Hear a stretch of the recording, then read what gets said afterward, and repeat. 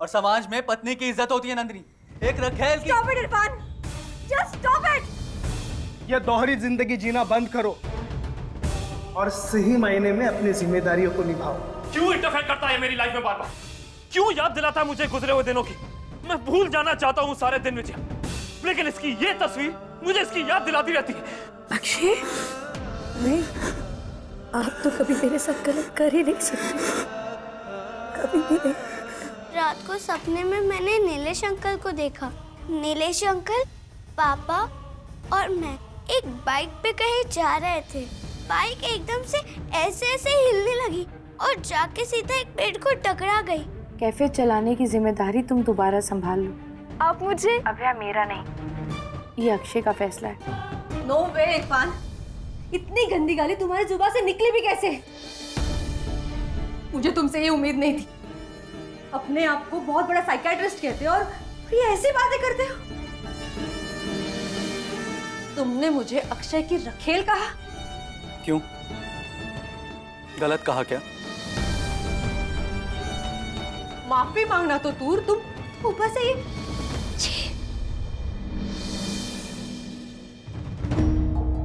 इरफान, तुम्हें क्या लगता है कि जो गंदी गाली तुमने मुझे दी है उसके बाद ये घर तो क्या कोई भी चीज हम शेयर कर पाएंगे? नंदिनी, मैं कुछ गलत नहीं बोल रहा हूं। रखेल कहना गलत है तो इसलिए क्योंकि रखेल होना गलत है। और तुम्हें मेरी बात इसलिए बुरी लग रही है क्योंकि सच्चाई हमेशा कड़वी ही होती है। बहुत ही पुराना डायलॉग है लेकिन सच है। देखो नंदिनी, मैं तुम्हारा दोस्त हूं, इसलिए मेरा फर्ज बनता है कि तुम्हें सच्चाई से आगाह कराऊं, और वही कर रहा हूं। ताने नहीं दे रहा हूं। रहने दो इरफान, ये डायलॉग किसी दूसरे पेशेंट पे मारना। तुम मुझे अपना दोस्त कहते हो ना, तो एक सच्चाई तुम भी सुन लो। तुम जलते हो मेरे और अक्षय के रिश्ते से।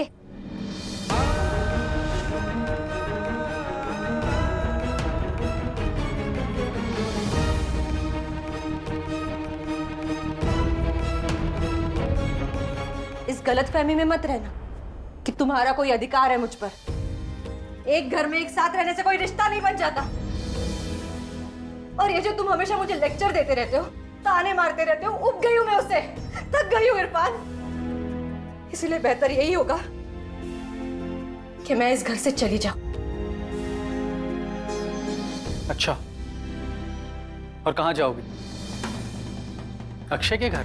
कहीं भी जाओ, जहां तुम मैं चली जाऊं, तुम्हें उससे क्या डॉक्टर इरफान? सोच लो नंदिनी, बहुत पछताओगे।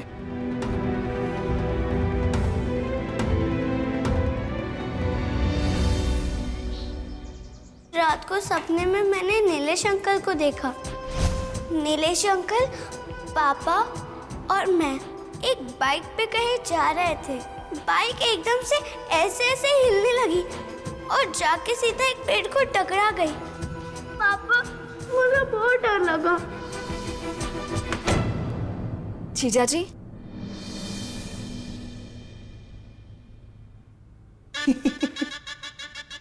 कैसी हो गया? जीजा जी। अरे क्या कर रही हो यार? रिलैक्स। अरे अक्षय भाई साहब, ना मत कीजिए। छू लेने दीजिए आपके पवित्र चरणों को। देवता जो मानती है आपको। हाँ, मैं भी। अच्छा, ये तो करना है। भगवान से मेरी एक ही प्रार्थना है, आपके और हमारे बीच में कभी गलतफहमियां ना आए।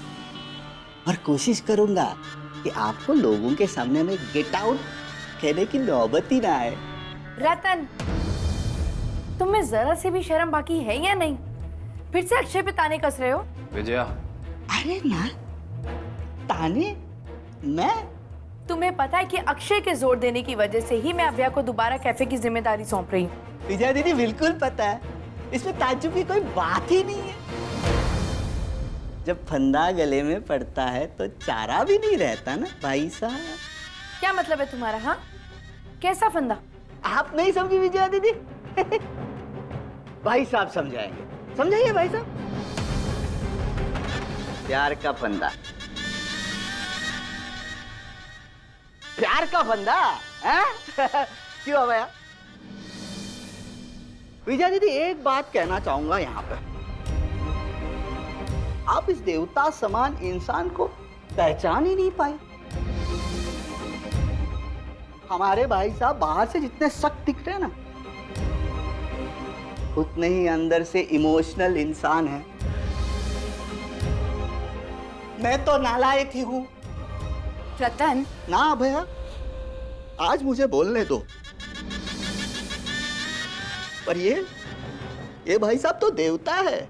साड़ू भाई के लिए दिल ही दिल में कितनी चाहत है इनके, इसीलिए तो खुद उन्होंने वापस बुला लिया है। अब अभया, तुम मेरे साथ चलो। मैं जेनिफर से कह देती हूँ कि कैफे रीओपन करने में तुम्हारी मदद कर देगी। जी दीदी। अच्छा भैया जी। टेक केयर अभय। हाँ चलो चलो, वो ओपन करना पड़ेगा ना।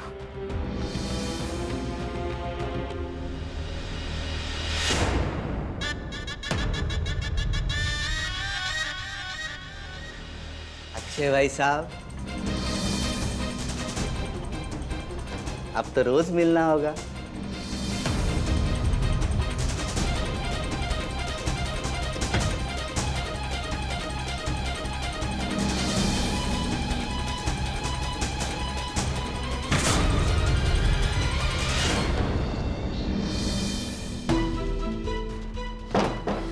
नंदिनी, तुम नंदिनी, तुम्हें बाहर उस रतन ने तो नहीं देख लिया? वहीं है वो। मैंने तुम्हें कितनी बार कहा है कि इस तरह से मत आया करो। अंडरस्टैंड? अक्षय, मैं तुम्हारे पास नहीं आती तो और कहाँ जाती मैं अक्षय?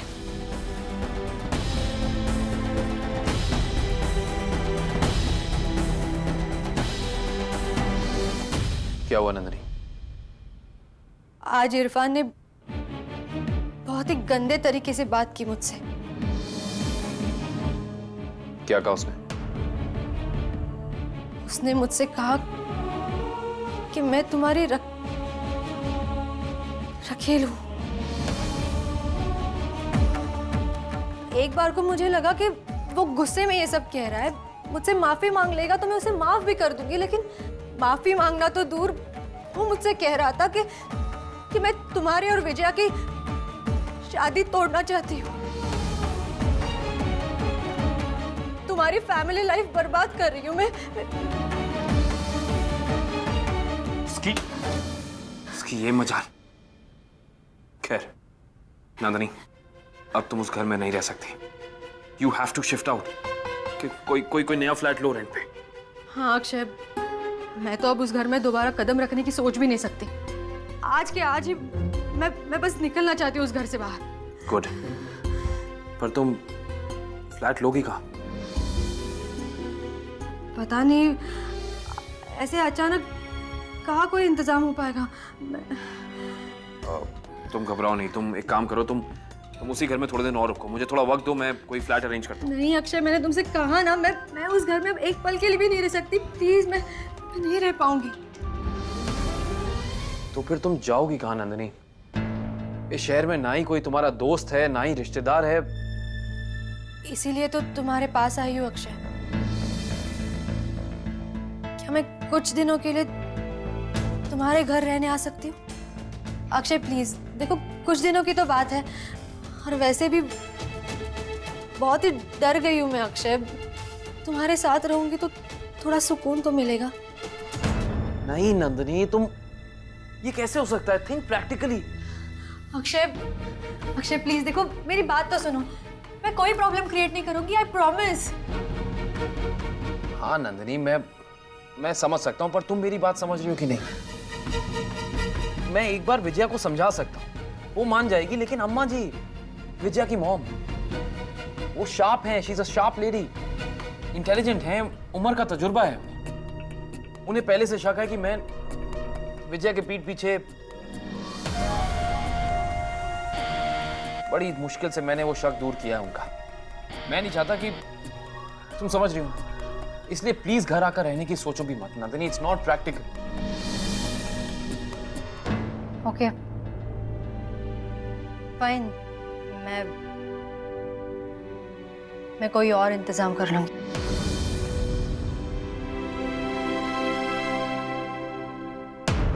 लेकिन हाँ, तुम्हारे इन बातों ने मुझे सोचने पर मजबूर कर दिया अक्षय कि अगर तुम मेरी इतनी सी बात नहीं मान सकते तो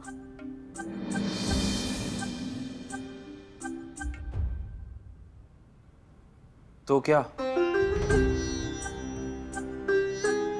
तो इसका क्या भरोसा अक्षय कि तुम सच में विजया को डिवोर्स देकर मुझसे शादी कर लोगे?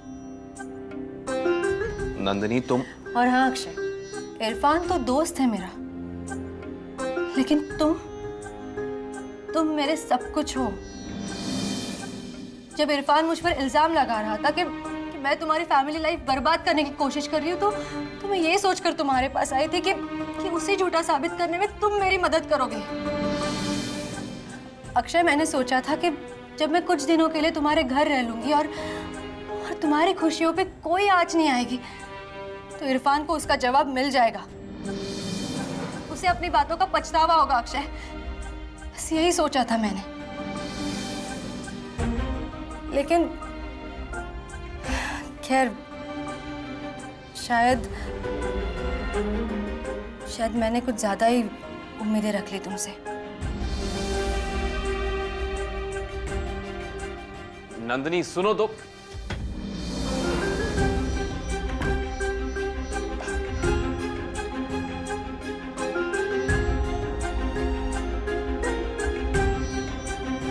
डॉक्टर नंदिनी,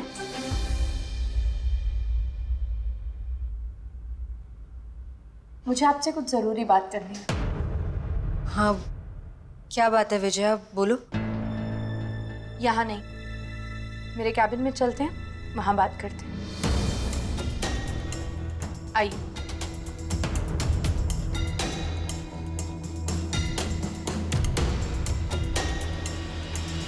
ऐसी क्या बात हो सकती है जो विजया अकेले में मुझसे कहना चाहती है? कहीं इन्हें मेरे और अक्षय के बारे में पता तो नहीं चल गया?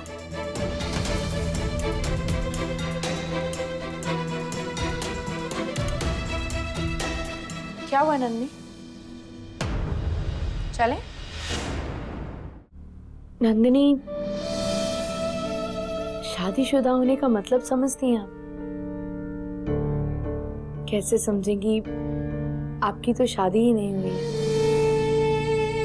लेकिन आपको ये समझना होगा कि मैं एक पत्नी हूँ, और पत्नी होने के नाते मैं आपसे ये बात कहना चाहती हूँ कि आइंदा आप और अक्षय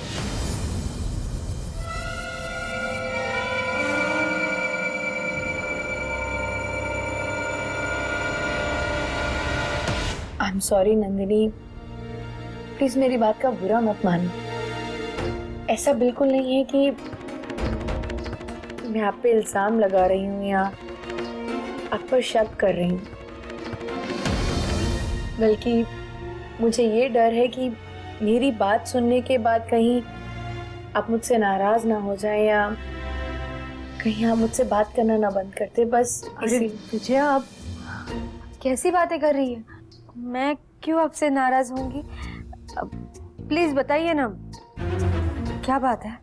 वो कुछ दिन पहले जेनिफर ने कुछ इंटर्न्स को आपके और अक्षय के बारे में उल्टी सीधी बातें करते हुए सुना कि आपके और अक्षय के बीच में कुछ। व्हाट? प्लीज सॉरी नंदिनी, देखो बुरा मत मानो, इतनी बड़ी बात नहीं है।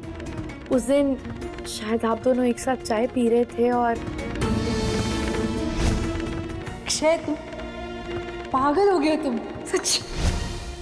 यू नो ना, आजकल के यंगस्टर्स कैसे होते हैं, कभी भी कहीं भी किसी के भी बारे में I mean, कुछ भी मस्ती सूझ जाती है उनको, किसी के भी बारे में अनाप शनाप बोलने लग जाते हैं। वो ये भी नहीं सोचते हैं कि ऐसी बेतुकी बातों का लोगों पर क्या असर पड़े। But you don't worry, Jennifer ने उन इंटर्न्स को अच्छे से डांटा है और ये भी समझा दिया है कि ऐसी घटिया बातें इस नर्सिंग होम में बर्दाश्त नहीं की जाएंगी। So relax. एक्चुअली वो इंटर्न शायद आपसे आके माफी भी मांगे। माफी मांगने की क्या जरूरत है? जरूरत है नंदिनी। जब आपके और अक्षय के बीच में ऐसी वैसी कोई बात ही नहीं है तो उनकी हिम्मत कैसे हुई आप दोनों के बारे में उल्टी सीधी बात करने की? यही जूनियर इंटर्न्स कल जाके सीनियर डॉक्टर बनेंगे तो उनके कैरेक्टर को सुधारने की जिम्मेदारी हमारी भी तो है।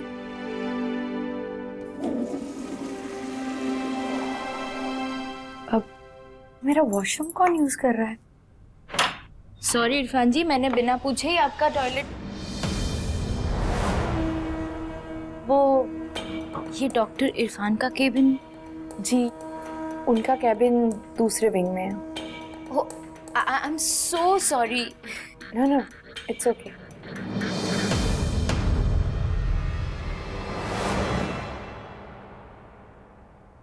नंदिनी, विजया, तुम डॉक्टर इरफान की गर्लफ्रेंड और तुम डॉक्टर अक्षय की बीवी। हाँ, बड़ी मुश्किल से जिंदगी में दो आदमी पसंद आए थे मुझे, डॉक्टर इरफान सो स्वीट और doctor Akshay so good looking, so handsome. सोचा था दोनों में से एक को मना ही लूंगी शादी करने के लिए, लेकिन तुम दोनों की वजह से ये नहीं हुआ।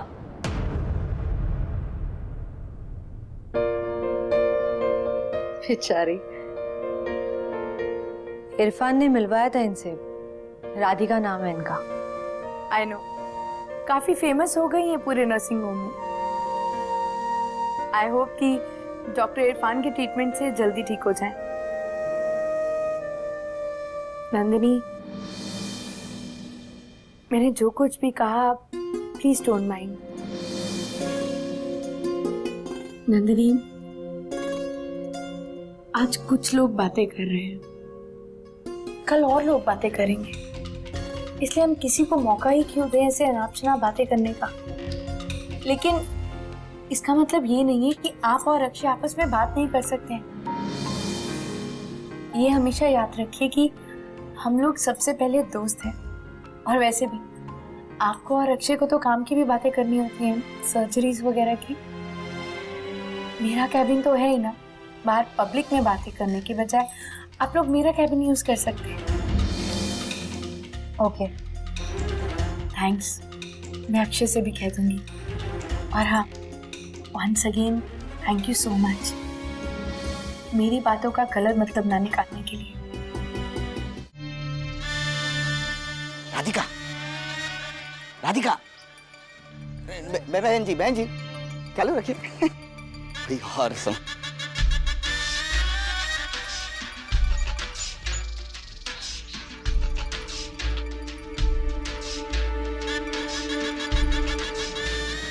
राधिका, तुम यहाँ बैठी हो?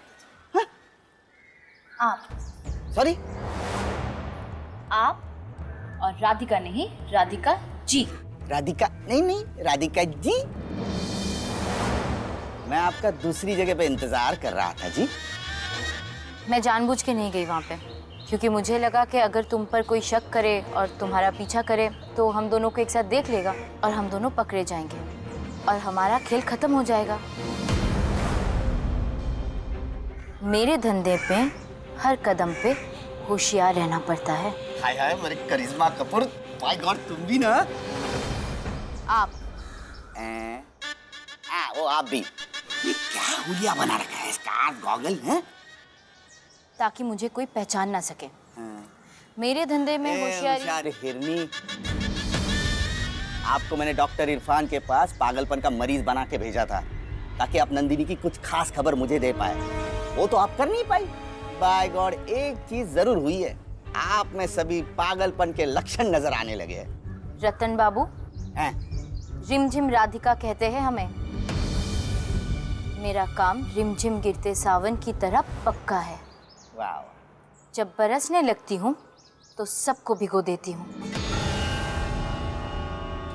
तुम्हारे कहने पर नंदिनी को फोन पे डराया कि नहीं? अच्छा, वो रेस्टोरेंट वाली तस्वीरें जिन्हें तुम डॉक्टर अक्षय को दिखा के पैसे लेते थे, उसका क्या? मेरा हिस्सा निकालो। आपका हिस्सा तो देने आया हूँ यहाँ पे। ये लो तुम्हारा आपका हिस्सा। चाय पियो। हट, हट, हट। ये क्या, सिर्फ 5,000 रुपए? 5,000 रुपया दे रहा हूँ, गनीमत समझो। 2-3 करोड़ रुपया चाहिए? अपनी अगली चाल चलो। वो भी चलूंगी रतन बाबू, देखना ऐसा जादू चलाऊंगी अपनी अदाओं का कि डॉक्टर अक्षय अपनी बीवी और सास की नजरों में नहीं गिरा तो मेरा नाम भी रिमझिम राधिका नहीं। ना ना, उन दोनों के नहीं, पूरे नर्सिंग होम में, सारे समाज में बदनाम होना चाहिए वो। मैं उस घर का छोटा दामाद हूं, लेकिन मेरी इज्जत खोटी कौड़ी की भी नहीं है। और वो अक्षय सिन्हा सबकी आंखों का ट्विंकल ट्विंकल तारा बन के बैठा है। बाय गॉड, जिस दिन उसका घमंड चकनाचूर होगा, उस दिन मेरे कलेजे में ठंडक पड़ेगी।